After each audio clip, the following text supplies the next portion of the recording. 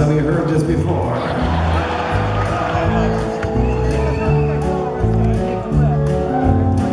I know I have.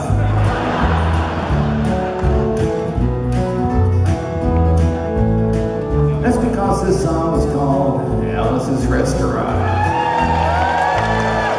It's about Alice and the restaurant. But Alice's Restaurant was never the name of the restaurant. That was always just the name of the song. And I guess that's why I still call the song Alice's Restaurant. You can get anything you want at Alice's Restaurant. You can get anything you want at Alice's Restaurant. Walk right in, it's around the back, just a half a mile from the railroad track. You can get anything you want at Alice's Restaurant. Well, it all started about 50 years ago. 50 years ago on Thanksgiving, when my friend and I decided to go up and visit Alice at the restaurant. But Alice didn't used to live in the restaurant. She lived in the church nearby the restaurant, in the bell tower, with her husband Ray and Facha the dog.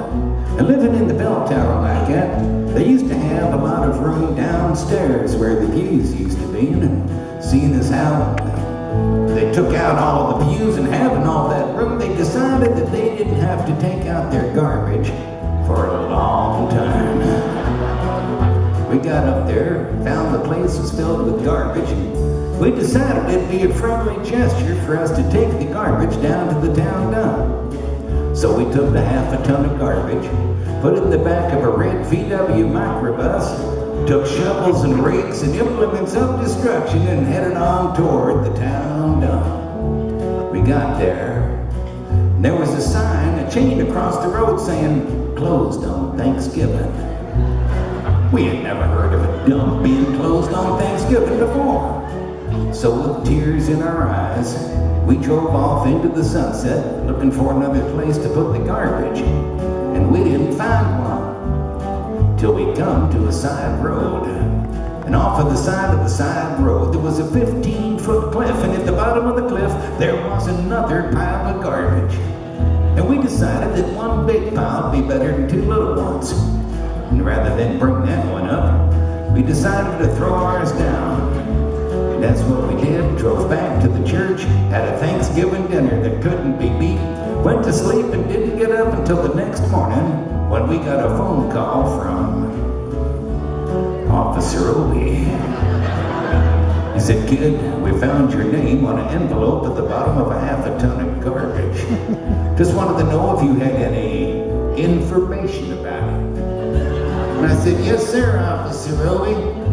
I cannot tell a lie."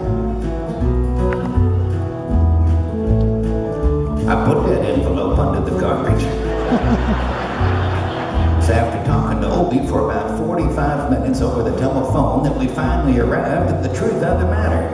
And Obi said we had to go down and pick up the garbage, and we also had to go down and talk to him at the police officer station. Now friends, there was only one of two things that Obi could have done at the police officer station, and the first thing was he could have given us a medal for being so brave and honest over the telephone, which wasn't very likely. We didn't expect it. And of course the other possibility was that, well, he could have bawled us out and told us never to be seen driving garbage around the vicinity again, which is what we expected. But when we got to the police officer station, there was a third possibility we hadn't counted upon, and we was both immediately arrested, handcuffed. And I said, "Obi, I don't think I can pick up the garbage with these handcuffs on." He said, "Shut up, kid. Get in the back of the patrol car."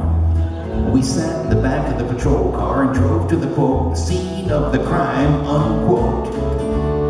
Now friends, I want to tell you about the town of Stockbridge, Massachusetts, where this was happening. They got 3 stop signs, 2 police officers, and 1 police car. But when we got to the scene of the crime, there was 5 police officers and 3 police cars, being the biggest crime of the last 50 years, and everybody wanted to get in the newspaper newspaper story about it. And they was using up all kinds of cop equipment they had hanging around the police officer station. They was taking plaster tire tracks, footprints, dog-smelling prints. And they took 27 8x10 colored glossy pictures with circles and arrows and a paragraph on the back of each one explaining what each one was to be used as evidence against us. They took pictures of the approach, the getaway, the northwest corner, the southwest corner. That's not to mention the aerial photography. And it was after the ordeal, we went back to the jail. Obie said he was going to put us in a cell. He said, "Kid, I'm going to put you in a cell. Give me your wallet and your belt." And I said, "Obie, I can understand you wanting my wallet, so I don't have any money to spend in the cell. But what do you want my belt for?" He said, "Kid, we don't want any hangings." I said, "Obie, did you think I was going to hang myself for littering?" Obie said he was making sure, and friends, Obie was, because he took out the toilet seat so I couldn't hit myself over the head and drown. Took out the toilet paper so I couldn't bend the bars, roll the toilet paper out the window, slide down the roll, have to escape and get away. And Obie was making sure, all right. And it was about 4 or 5 hours later that Alice, remember Alice? Still a song about Alice, and she come by, and with a few nasty words to Obie on the side, she bailed us out of jail. We went back to the church, had another Thanksgiving dinner that couldn't be beat, went to sleep and didn't get up until the next morning, when we all had to go to court. We walked in, sat down. Obie come in with the 27 8x10 colored glossy pictures with the circles and arrows and the paragraph on the back of each one explaining what each one was to be used as evidence against us, and he sat down.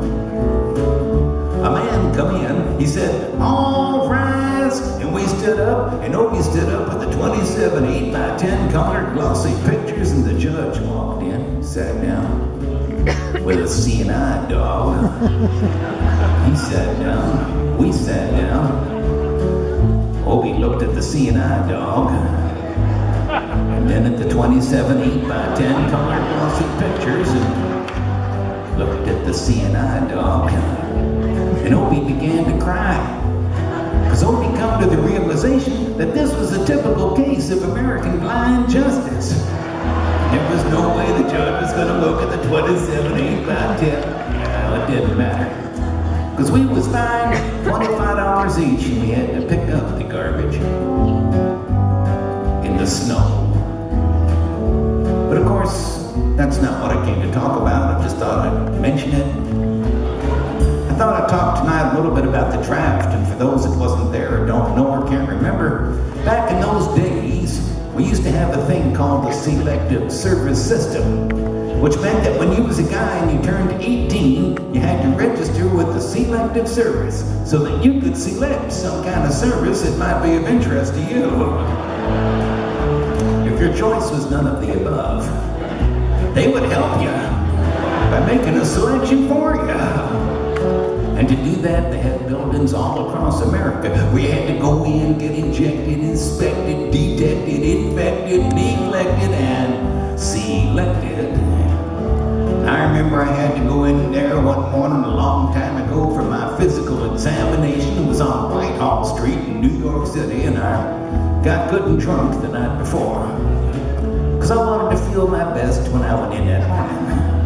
I mean, I wanted to feel like, I wanted to look, I wanted to be like the all-American kid. When I went in that morning, I was hung down, I was brought down, I was hung up, I was all kinds of mean, nasty, ugly-looking things.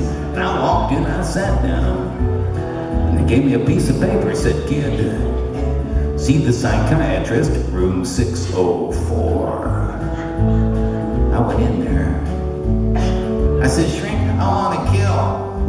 I want to kill.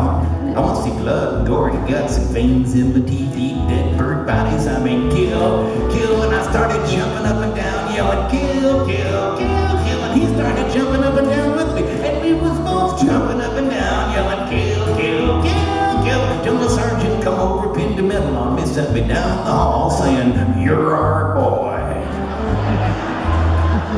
I didn't feel real good about it, but I proceeded on down the hall, getting more injections, inspections, and all kinds of stuff that they was doing to me at the thing there. And I was there for 2, 3, 4, 5 hours. I was there for a long time, going through all kinds of mean, nasty, ugly things, and they was inspecting, injecting every single part of me, and they was leaving no parts untouched. But I proceeded through until I finally come to see the very last man. I walked in, I said, "What do you want to see me about?" He said, "Kid, we only have one more question. Have you ever been arrested?" I told him the story of the Alice's Restaurant Massacre with 5-part harmony, full orchestration, all kinds of other phenomenon. He stopped me there. He said, "Kid, did you go to court?" And I told him the story of the 27 8x10 colored glossy pictures with the circles and arrows, and he stopped me again. He said, "Kid, I want you to go over and sit down on that bench that says Group W. Now, kid."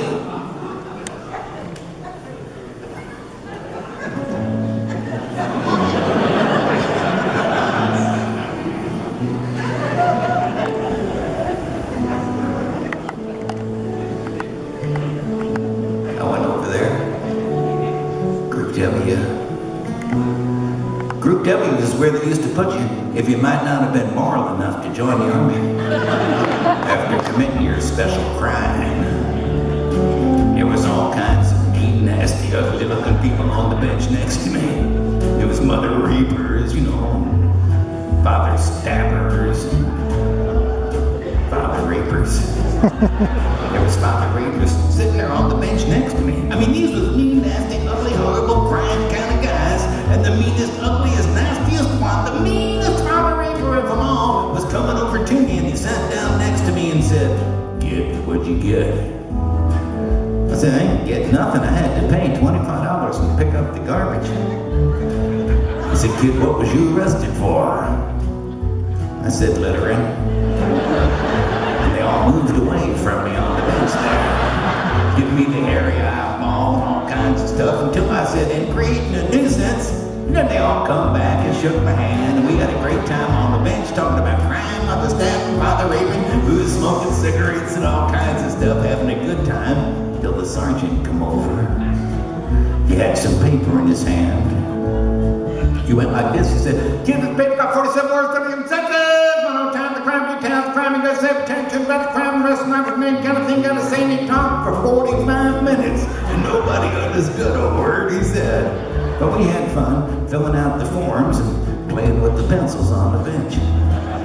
I wrote down the massacre like I was supposed to, and I put down my pencil, turned over the piece of paper. And there on the other side of that piece of paper, in the middle of the other side, I mean away from everything else on the other side, underlined, capitalized, and quotated, read the following words: "Kid, have you rehabilitated yourself?" I went over to the sergeant and I said, "Sergeant, you got a lot of gall to ask me if I've rehabilitated myself. I mean, I'm sitting here on the bench. I'm sitting here on the Group W bench because you want to know if I'm moral enough to join the army, burn women, kids, houses, children, villages after being a litter bug." He said, "Kid, we don't like your kind. We're going to send your fingerprints off to Washington. And friends, somewhere in Washington, enshrined in a little folder, is a study in black and white of my fingerprints. They're still there. They've been there 50 freaking years. And I'm not the only one. They've been adding to the collection recently. And so the only reason I'm singing you the song tonight is because you may know somebody in a similar collection. Even some of you could be in a collection like that. And if you ever find yourself in a collection like that, you don't know what to do, there may be only one, well, there may not actually be much you can do, but there's something you can try. And it's to be wherever it is you are, as it were. Stop whatever you're doing. Just take a moment. You just go like this, you just say, can get anything you want at Alice's restaurant. That's it. Just sing a couple of bars of the old song or something. I mean, imagine one person doing that today. Probably not worth collecting. But imagine two of them. Maybe two of them trying to get married in parts of Kentucky or something like that. Or three of them out in Idaho or Utah, I don't know, or 50, or maybe 50,000 people stop whatever they're doing, sing a few bars of the old song. Probably be worth collecting then. Not only that, you get enough people singing a song like that, even the people collecting it might start joining in. And when you get a song that's worth joining in on, no matter what side of the aisle you're on, or where you come from, or who you are, it becomes what we used to call a movement. And one of these days, somebody's gonna write a song like that. It's not this song. Every generation needs its own songs. But while we're waiting for that one to get wrote, we can practice on the one we got. It's not all that hard. And some of you even know it. It goes like this.